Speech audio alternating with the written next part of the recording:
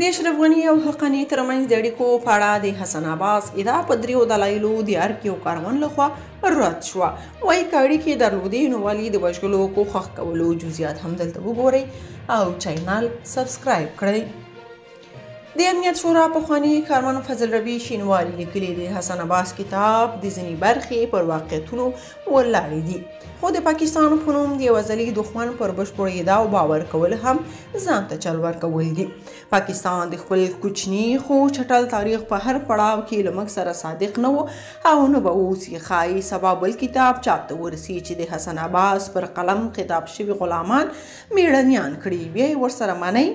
خپل اصلي خبرې ته راځم. د ISI دغه مامور ادعا کړي چې ولسمشر غني او ډاکټر محب له حقاني شبکې سره پخې اړیکې درلودې او د همدې روابطو پر اساس یې کابل جګړې پرته هغوی ته وسپاره. د ادعا کې څو ټکي د پام وړ دي. لومړی، که ښاغلي غني او ډاکټر محب له طالبانو یا حقانیانو سره د روابطو پټ چینلونه لرلی، تاسو ډاډه اوسئ چې جمهوریت به 2019 کال ولسمشریزو ټاکنو څخه وړاندې سقوط شوی و او د خلیلزاد دومره ستړیاو ته به اړتیا نه وه.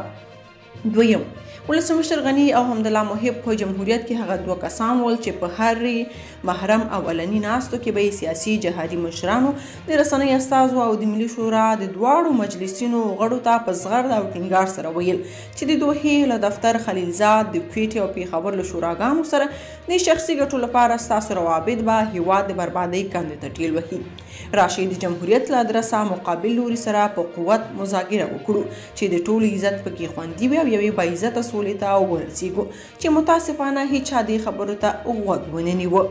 دریم، د حسن عباس د دې ادعا بل هدف دا هم دی چې ولسمشر محمد اشرف غني او نږدې ملګري له ISI سره په روابط لرلو تورن کړي چې د یو بې بنسټه او پلان شوي درواغ دي. د ISI دغه مامور پوره هڅه کړې چې اشرف غني له هرې خوا بدنام او د سقوط په مسله کې سیاسي او جهادي رهبرانو ته برات ورکړي چې په واقعیت کې هغوی ټول خپله د ISI خلک و او دي. د 2020 کال له پیله تر سقوطه پورې له ملي امنیت مسلسل راپورونه ورکړل شول چې حقاني شبکې د موټر بمونو په واسطه د امرالله صالح او حمدالله محب د وژلو جدي پلانونه نیولي. له ارګه د بیرون وتلو په وخت کې امنیتي تدابیر خورا لوړ کړئ. که تاسو په دې اړه څه نظر لرئ په کومنټ کې شریک او چینل سبسکرایب کړئ.